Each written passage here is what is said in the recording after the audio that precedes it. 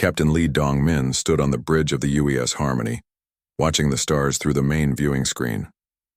The ship was humanity's pride, built for diplomacy and peace talks with any alien species they might encounter. Lee had commanded diplomatic missions to Mars colonies and asteroid mining stations, but nothing had prepared him for what was about to happen. The ship's sensors began beeping loudly. Ensign Choi Hai-jin looked up from her communications console with wide eyes. "Captain, we're detecting massive energy readings at the edge of the solar system," she said, her voice shaking slightly. "The signatures are unlike anything in our databases." Lee walked over to her station and looked at the readings. The numbers were incredible. Whatever was out there was huge and powerful. "How many contacts?" he asked. "Sir, I'm counting over 300 separate vessels. They're all larger than our biggest battleships," Choi replied. Lieutenant Kim So-young, the ship's tactical officer, turned around from her station. "Captain, these readings suggest advanced technology far beyond our capabilities.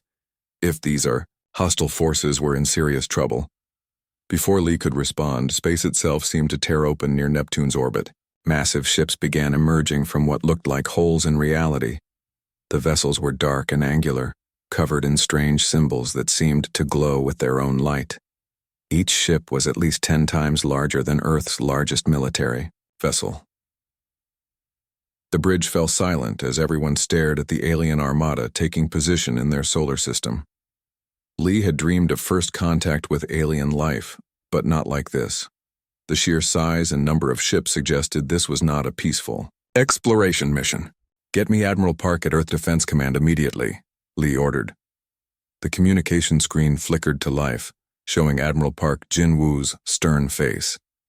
Behind him, the Earth Defense Command Center was in chaos, with officers running between stations and alarm lights flashing. "Lee, are you seeing this?" Park asked without greeting. "Yes, sir, 300-plus vessels, unknown technology, and they just appeared in our system without warning," Lee replied. "We're tracking them too. Every defense platform in the system is on high alert. Our scientists are analyzing the energy signatures, but early reports suggest technology centuries ahead of ours." Suddenly, every communication device in the solar system activated at once. A deep, powerful voice spoke in perfect English, though it had an otherworldly quality that made everyone listening feel small. "People of the third planet, I am Warlord Vextar of the Kalrani Empire. Your world has been selected for colonization. You have 72 hours to evacuate your planet and relocate to your outer colonies. Any resistance will result in the complete destruction of your species. This is your only warning." The message ended, leaving deadly silence across all human communication networks. Admiral Park's face had gone pale. "Lee, get back to Earth immediately. We need every ship in the defense fleet." "With respect, Admiral, I don't think our entire fleet could stop even one of those ships," Lee said, studying the tactical readings Kim was showing him. "Look at these power signatures. They could destroy our entire civilization without breaking formation." "Then what do you suggest, Captain?" Park asked, though his tone suggested he already knew Lee had something in mind. Lee looked around his bridge at his crew. They were scared, but they trusted him. The Harmony had been built for exactly this kind of situation, though everyone had hoped they would never need to use it for something this dangerous. "I suggest we try talking to them," Lee said simply. Kim turned around quickly. "Captain, with all due respect, they just threatened to wipe out humanity. I don't think they're interested in conversation." "Maybe not," Lee agreed. "But notice they gave us 72 hours. If they wanted us dead, they could have started shooting the moment they arrived. They want something from Earth, not just destruction." Admiral Park frowned. "What are you thinking, Lee?" "The Harmony was built for first contact situations. We have translation computers, cultural analysis systems, and diplomatic protocols designed for this exact scenario. Someone needs to find out what they really want and why they chose Earth." "That someone being you?" Park asked. "That someone being us," Lee corrected, looking at his crew. "Admiral, give me permission to approach their fleet under diplomatic immunity protocols." The silence stretched for several long seconds. Finally, Park nodded grimly. "Permission granted, Captain. But Lee, if this goes wrong, you won't be the only ones who die. Earth is counting on you." After ending the communication with Admiral Park, Lee turned to face his crew. I know this wasn't what any of us signed up for, but we might be humanity's only chance. Anyone who wants to transfer to another ship can do so now. Nobody moved. Choi spoke first. Captain, we joined this crew to make first contact with alien species. This is what we trained for. Kim nodded. Besides, someone needs to keep you from doing anything too crazy, sir. Lee smiled for the first time since the aliens arrived. Very well. Choi, prepare a message on all frequencies, tell them we're approaching under diplomatic immunity and want to establish peaceful contact. Sir, what if they just blow us up? Kim asked. Then at least Earth will know we tried, Lee replied. But I don't think they will. Something about this whole situation doesn't feel right. Why give us warning? Why not just attack? There's more going on here than simple conquest. The Harmony turned toward the alien fleet and began its approach. As they got closer, the true size of the alien ships became clear. The flagship alone was the size of a small city, covered in weapons that could level continents. Choi's hands shook as she sent the diplomatic message. Message sent, Captain. We should know their response soon. Minutes passed. Then the largest ship's docking bay doors opened and a tractor beam locked onto the Harmony. Well, Lee said as their ship was pulled toward the alien vessel. I guess we have their attention. Everyone stay calm and remember your training. We're about to make history. As the Harmony disappeared into the belly of the alien flagship, the fate of two civilizations hung in the balance.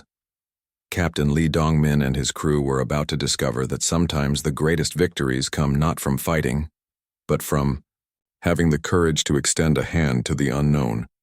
The first chapter of humanity's greatest diplomatic mission had begun. The Harmony landed inside the alien flagship with a gentle thud. Captain Lee Dongmin looked around the massive docking bay through the ship's cameras.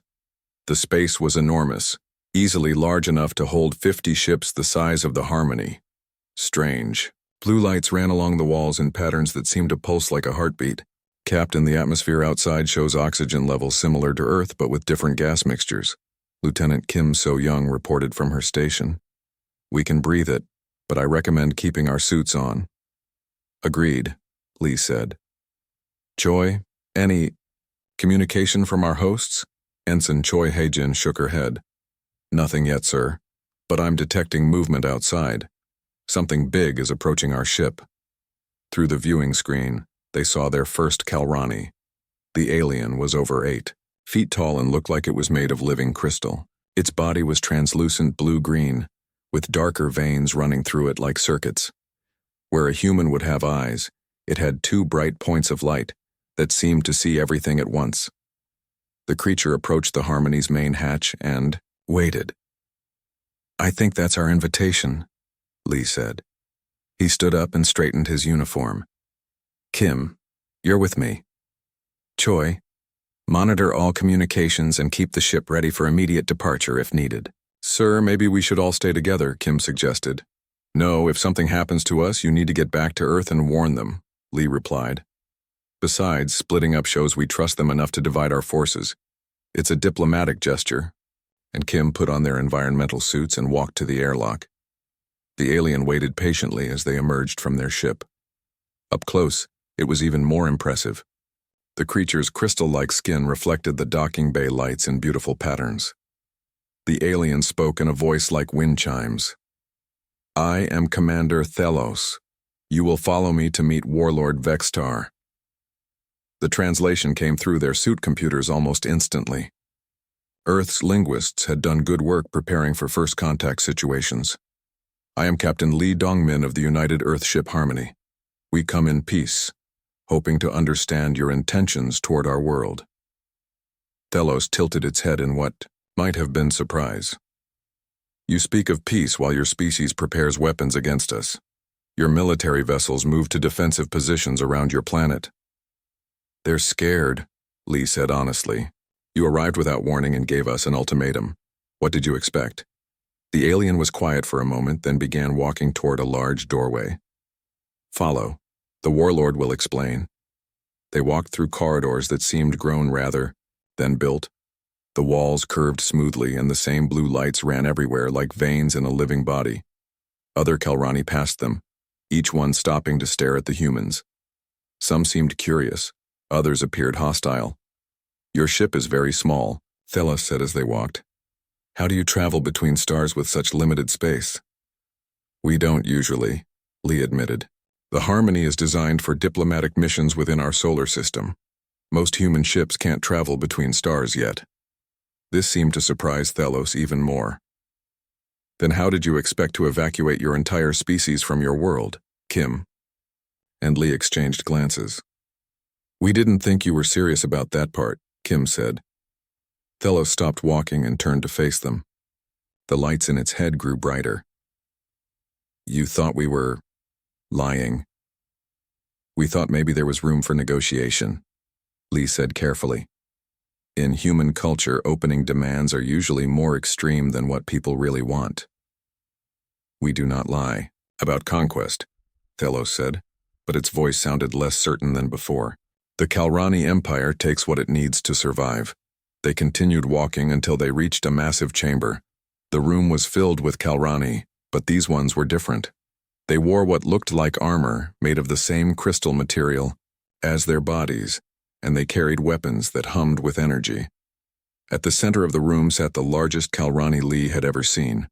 This one was nearly 10 feet tall, and its crystal body was darker, almost black with veins of red light running through it. This had to be Warlord Vextar. "So?" the Warlord said in a voice like thunder. "The humans send 2 representatives to negotiate the surrender of their world. You are either very brave or very foolish." "Maybe both," Lee said, stepping forward. "I'm Captain Lee Dongmin.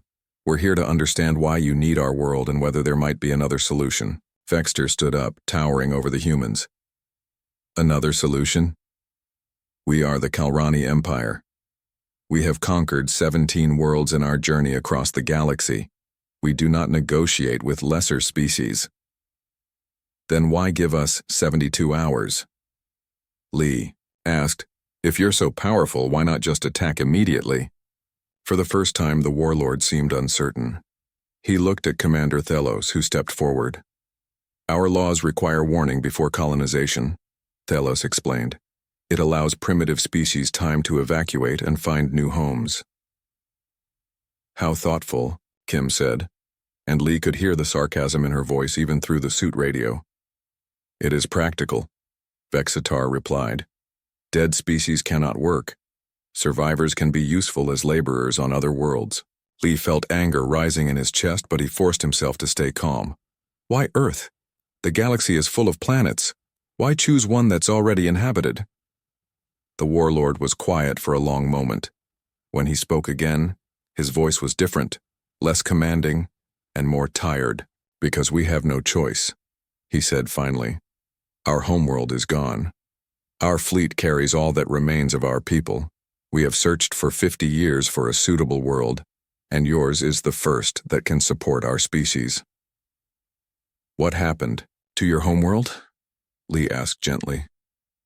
Thelos answered when the Warlord remained silent. "A cosmic phenomenon. Space itself became unstable around our star system.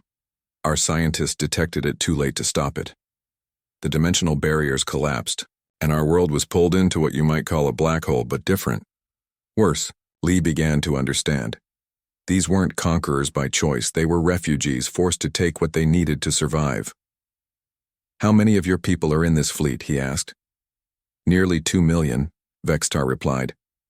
"All that remains of a civilization that once spanned 12 star systems." The room was quiet except for the humming of alien technology. Lee looked around at the assembled Kalrani and saw something he hadn't noticed before.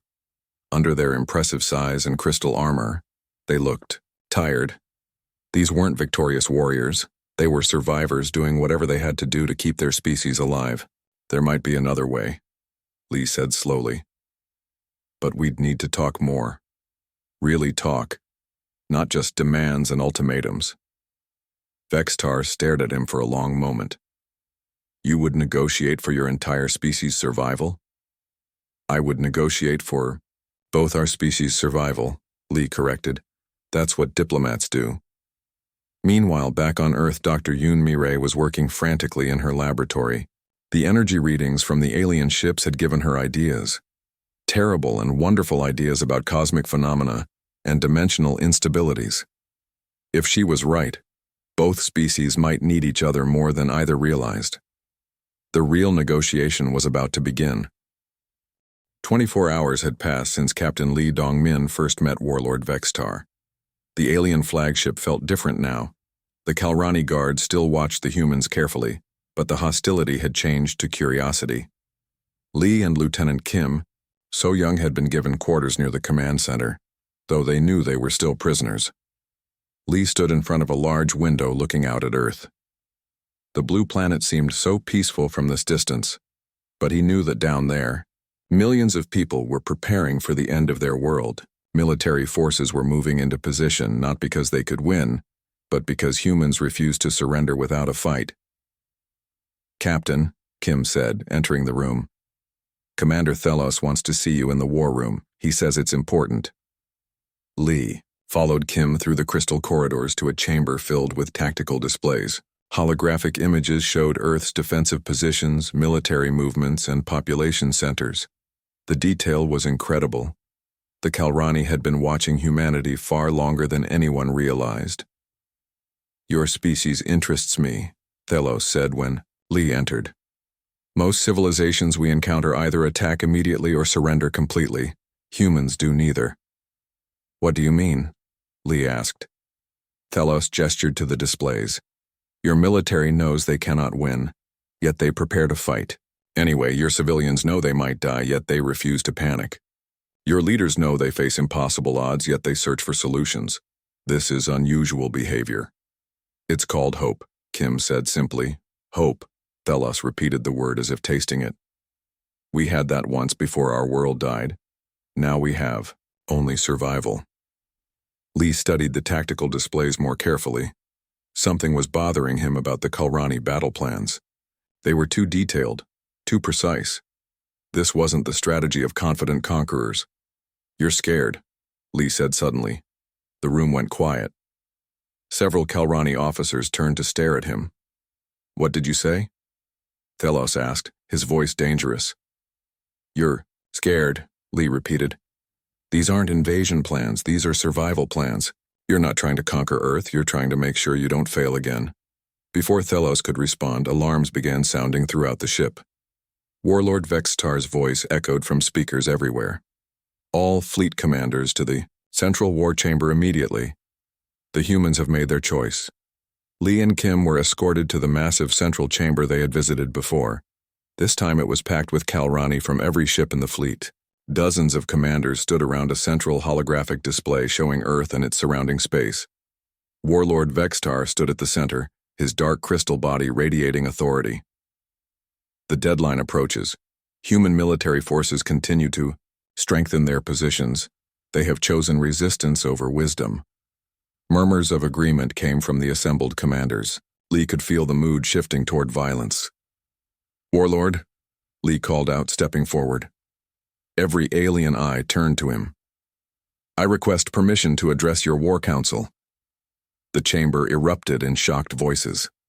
Commander Thelos moved to Lee's side. "The human wishes to speak to the council," Thelos announced. "This is unprecedented." "Silence," Vextar commanded. The room became quiet instantly. He looked down at Lee with glowing eyes. "You wish to address the commanders of the Kalrani Empire? You, a representative of a species that refuses to surrender?" "Yes," Lee said, his voice steady despite his fear. "I want to make you an offer." "What could you possibly offer us that we cannot simply take?" one of the commanders asked. Lee took a deep breath. This was the biggest gamble of his life. "Information. Complete intelligence about Earth's defenses, our technology, our capabilities, everything you need to know to take our world with minimal losses." The chamber exploded in shocked voices. Kim grabbed Lee's arm. "Captain, what are you doing?" She whispered. "Trust me," Lee whispered back. Vextar raised a hand for silence. "You would betray your own species?" "No," Lee said clearly. I would save both our species. But first you need to hear my complete proposal. Speak, Vextar commanded. Lee looked around the chamber at dozens of alien faces, all focused on him. You're not conquerors, you're refugees. Your homeworld was destroyed by a cosmic phenomenon that your scientists couldn't prevent. You've spent 50 years searching for a new home, and Earth is the first world you've found that can support your people. The chamber was completely silent now. But here's what you don't know, Lee continued. Earth's scientists have been studying the same type of cosmic phenomenon that destroyed your world. We call them dimensional instabilities. Our researchers believe they've found a way to prevent them. Commander Thelos stepped forward. Impossible. Our greatest minds worked for decades on this problem. Maybe, Lee said, but humanity has something your people might not. We're new to space science. We look at problems differently. Sometimes fresh eyes see solutions that experts miss. Even if this were true, Vextar said, why should we trust you? Because, Lee said, I'm offering you something better than Earth. I'm offering you hope. He gestured to the holographic display. Right now you're planning to take our world and force 2 million refugees into the homes of 8 billion humans. How long do you think that peace will last? How many humans will die resenting your presence? How many Kalrani will die in constant rebellion and warfare? Lee could see some of the commanders nodding slightly. He pressed on. But what if there was another way? What if, instead of taking our world, we worked together to save other worlds? What if we could prevent the cosmic phenomenon that destroyed your homeworld from destroying others? You speak of cooperation, another commander said. The Kalrani Empire does not cooperate, we conquer. And how has that worked out? Lee asked boldly. 17 conquered worlds and you're still homeless refugees running from a phenomenon you can't stop. Angry voices rose from several commanders, but Vextar silenced them with a gesture. What exactly are you proposing, human? Lee took another deep breath. Give us a chance to prove our science works. There's a World 3 systems from here that our deep space monitors detected last week. It's showing the same energy patterns that preceded your homeworld's destruction. If our technology can save that world, will you consider a partnership instead of conquest? The chamber erupted in debate. Some commanders called it ridiculous. Others seemed intrigued. Through it all, Vextar stood silent, his glowing eyes fixed on Lee. Finally, the warlord spoke. And if your science fails? If this world dies as ours did? Then you'll know we were lying and you can take Earth as planned, Lee said. But if we succeed, we propose something different. A partnership. Your people get homes in our outer solar system, and together we work to prevent cosmic disasters throughout the galaxy. You would risk everything on this gamble? Vextar asked. I would risk everything to find a solution where both our peoples can survive and thrive, Lee replied. Back on Earth, Dr. Yoon Mi-rae was working around the clock with her team. Director Nam Tai-hyun had given her unlimited resources and the best scientists from every nation. President Song Hee-rin had addressed the world, telling everyone that humanity's greatest minds were working on a solution that could save both species. In her laboratory, Dr. Yoon stared at equations that might hold the key to stabilizing dimensional space itself. The math was incredibly complex, but for the first time in days she felt hope. Ma'am, her assistant said, we're getting readings from the Kalrani ships. It looks like they're preparing to move. Dr. Yoon looked up from her calculations. Where are they going? Unknown, but Captain Lee's ship is moving with them. Dr. Yoon smiled grimly. Somehow Lee had convinced them to try something other than immediate invasion. Now it was up to her to make sure humanity's science could back up his promises. The real test was about to begin. The combined human-Kalrani fleet dropped out of hyperspace near a distant star system. Captain Lee Dong-min stood on the bridge of the Harmony, watching the main screen as their destination came into view. The system looked peaceful at first glance, but the sensor readings told a different story. Captain, Ensign Choi Hai-jin reported, I'm detecting massive energy distortions throughout the system. The readings match what Dr. Yoon predicted. 3 days had passed since Warlord Vextar agreed to Lee's proposal. The Kalrani had been suspicious but curious enough to try. Now a joint fleet of human and alien ships approached the Nexari homeworld, a beautiful blue-green planet covered mostly in oceans. Dr. Yoon Mi-rae worked frantically in the Harmony's converted cargo bay, surrounded by her experimental equipment and computers. The dimensional stabilization device she had built looked like a collection of metal rings connected by glowing cables. It was humanity's best hope for proving their science could work. "Dr. Yoon," Lee said, entering the cargo bay. "How much time do we have?" Dr. Yoon looked up from her calculations, her face tired but determined. "According to my models, the dimensional collapse will begin in 18 hours. Once it starts, we'll have maybe 6 hours before the planet is destroyed." Lieutenant Kim, So-young, joined them carrying a datapad. "Captain, the Nexari have finally responded to our messages. They're willing to meet with us, but they're scared. They've never seen aliens before, and suddenly 2 different species show up in their system." Lee nodded. The Nexari were an aquatic species who lived in floating cities on their ocean world. They had basic space travel but had never left their system. To them, the arrival of hundreds of alien ships must have seemed like the end of the world. "Have you explained the situation to them?" Lee asked. "I tried," Kim replied. "But they don't understand the science. They want to know why they should trust either of us." Commander Thelos entered the cargo bay, his crystal body reflecting the light from Dr. Yoon's equipment. The Kalrani had been assigned to work directly with the human team, something that would have been impossible just days before. "The Nexari leaders have agreed to a meeting," Thelos reported. "They will come aboard your ship in 2 hours. They chose your vessel because it is smaller and less threatening than our ships." Dr. Yoon looked worried. "We don't have time for long negotiations. The dimensional distortions are getting stronger every hour. Then we'll have to convince them quickly," Lee said. 2 hours later, the Nexari delegation arrived on the Harmony. Lee had never seen anything like them. They were tall and graceful with smooth blue-green skin and large eyes that seemed to hold the wisdom of the oceans. They moved in specially designed environmental suits filled with water from their homeworld. Their leader, who called herself Wave Singer Kilo, spoke in a voice like flowing water. "We have watched your ships arrive in our system. Some of our people believe you have come to conquer us. Others think you are here to help. Which is true?" "Both, in a way," Lee said honestly. "The Kalrani originally came to take your world because their own was destroyed. But we're here to try to save your world instead." Wave Singer Kilo's large eyes studied Lee carefully. "Why would you save us? We have nothing to offer 2 species with star travel technology." Dr. Yoon stepped forward. "Because saving you proves that we can prevent the disaster that destroyed the Kalrani homeworld. If we succeed here, we can work together to prevent it from happening to other worlds." "And if you fail?" Kilo asked. The question hung in the air. For a moment. Finally, Thelos answered. "If we fail, your world dies, but it will die anyway if we do nothing.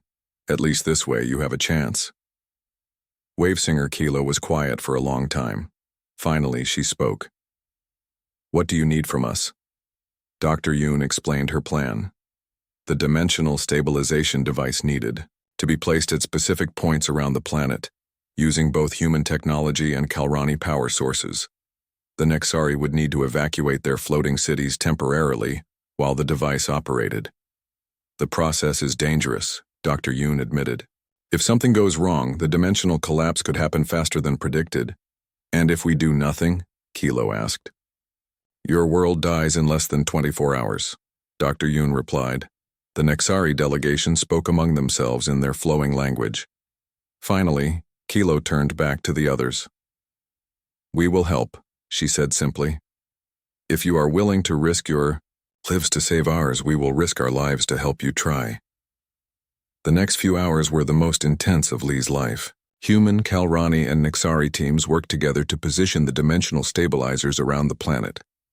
Dr. Yoon coordinated the entire operation from the Harmony, while Kalrani ships provided the massive power needed to run the devices.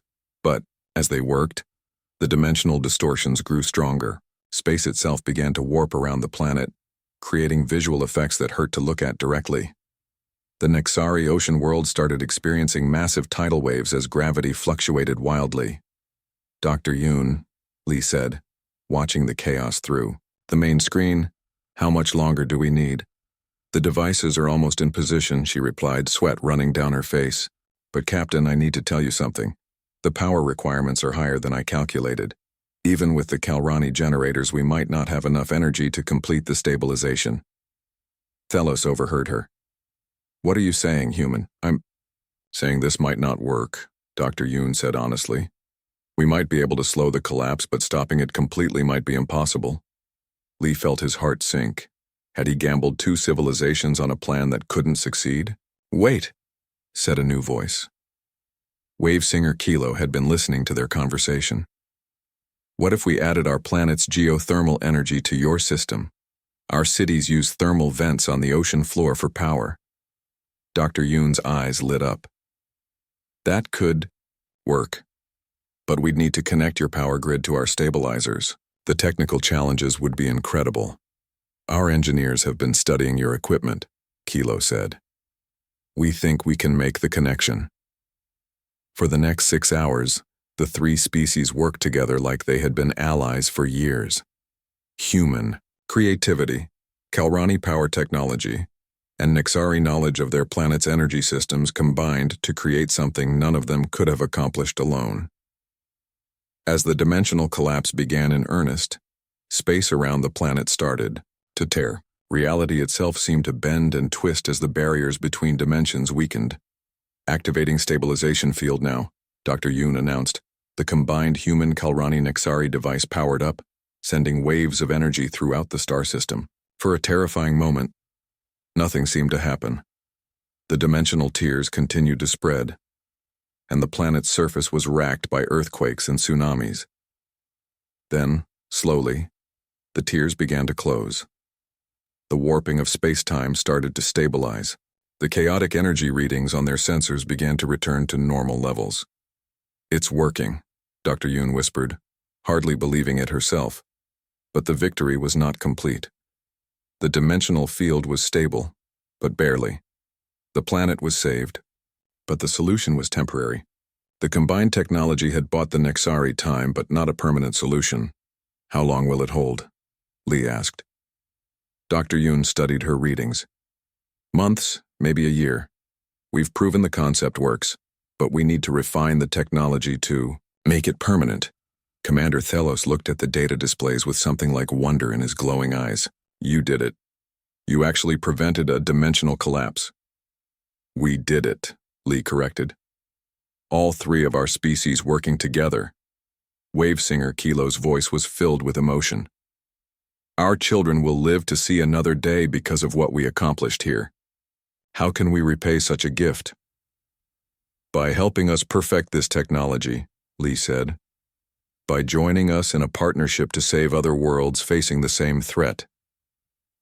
As the joint fleet prepared to return to Earth's solar system, Lee realized they had accomplished something incredible.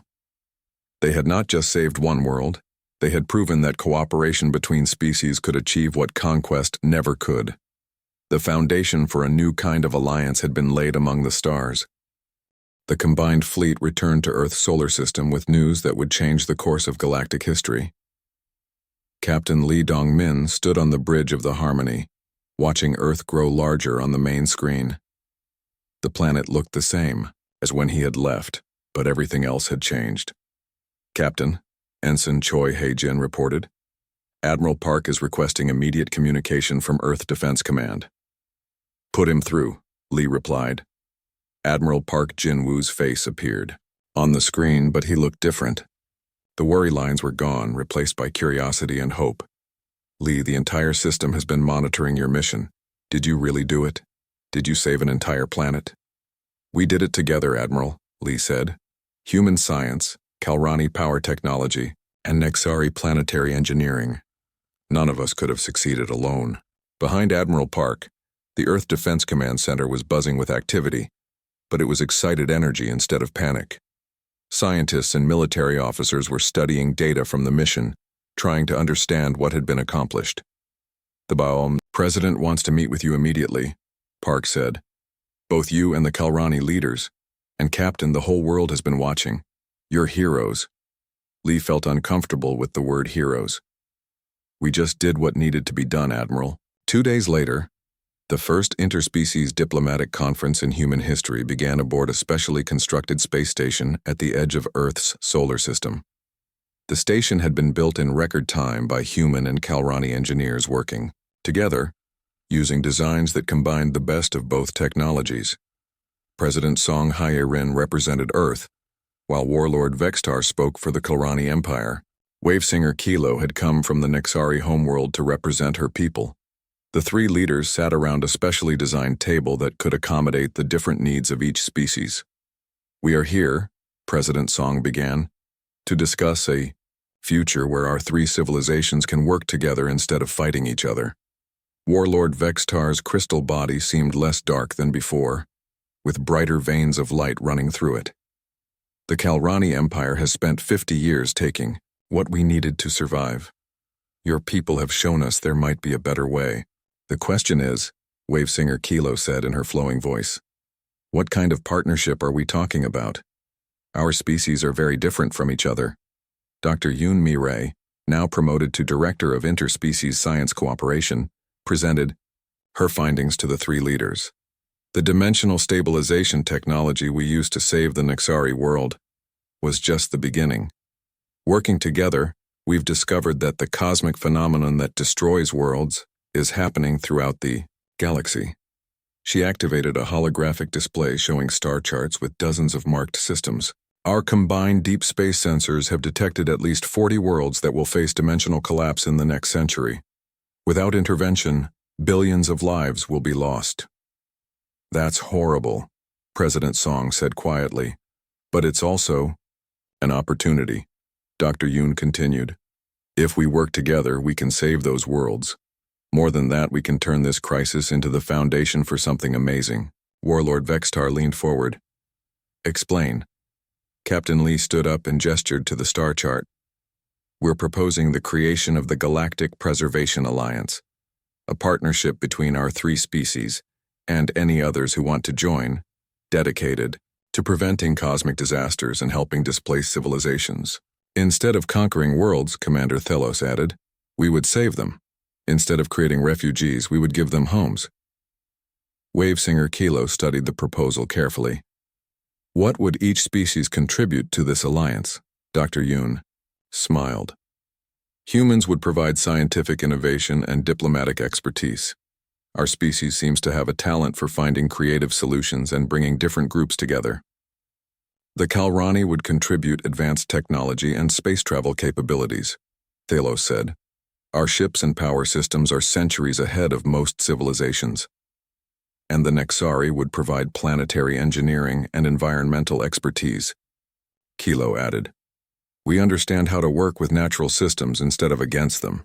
President Song looked at the proposal documents. What about territory? Where would the Kalrani live while we work on these missions? This was the question everyone had been avoiding. 2 million Kalrani refugees still needed homes. Warlord Vextar spoke slowly. We propose settling in your outer solar system. The asteroid belt and the moons of your gas giant planets could be converted into habitable space using our technology. We would not interfere with your planet or inner colonies. In exchange, Lee added, the Kalrani would help defend Earth and human colonies from any external threats. Our combined military would be stronger than either force alone. The negotiations continued for 3 days. There were arguments about resource sharing, territorial boundaries, and command structures. Some humans worried about alien technology being too advanced. Some Kalrani complained about working with primitive species. Some Nexari feared being overwhelmed by 2 more powerful civilizations. But slowly, agreements were reached. The breakthrough came when Director Nam Tae-hyun, representing Earth's scientific community, made a simple observation. We're all afraid of losing our individual identities, he said. But look what we accomplished when we worked together. We saved an entire world. We created technology none of us could have developed alone. We proved that cooperation makes us all stronger. Wave Singer. Kilo nodded in agreement. On my world, we have a saying. Individual streams are weak, but together they become mighty rivers that can carve canyons through mountains. The Kalrani have a similar concept, Vextar said. Crystal formations are stronger when they grow together than when they form alone. On the final day, the tripartite accord was signed. The agreement established the Galactic Preservation Alliance with 3 founding members, the United Earth Federation, the Kalrani Empire, and the Nixari Ocean Confederation. The Alliance's mission was simple but ambitious: prevent cosmic disasters, protect displaced civilizations, and promote peaceful cooperation between species throughout the galaxy. Captain Lee, now promoted to Admiral and appointed as the Alliance's first diplomatic corps commander, stood in the observation deck of the Yao Nu station. Through the transparent walls, he could see human, Kalrani, and Nixari children playing together in the station's recreational areas. The sight filled him with hope. These children would grow up seeing aliens not as enemies or strangers, but as friends and partners. They would inherit a galaxy where cooperation was normal and conflict was the exception. Admiral, Lieutenant Kim So-young said, joining him. At the observation window, we're receiving distress signals from the Centauri system. Another dimensional collapse has been detected. Lee smiled. Then I guess it's time for our first official Alliance mission. How long until the fleet can be ready? 6 hours, sir. The joint crews are eager to prove themselves. As Lee watched the combined human Kalrani Nixari fleet prepare for departure, he reflected on how much had changed. A few weeks ago, Earth had faced destruction from an alien armada. Now that same armada was part of a partnership that would save worlds across the galaxy. The message was clear. Sometimes the greatest victories come not from defeating your enemies, but from turning them into friends. In the years that followed, the Galactic Preservation Alliance would grow to include dozens of species. They would save hundreds of worlds and provide homes for millions of refugees. The technology developed through their cooperation would revolutionize space travel, planetary engineering, and cosmic science. But it all began with a single human, captain, who chose to extend a hand in friendship instead of raising a fist in defiance. Captain Lee Dong-min had proven that humanity's greatest strength was not their weapons or their technology, but their ability to see potential allies where others saw only enemies. The galaxy was a better place because one man chose to talk instead of fight, to cooperate instead of conquer, and to hope instead of despair. The stars themselves seemed brighter as the Alliance fleet jumped to hyperspace, carrying their message of hope to the cosmos. No one had to face the darkness alone.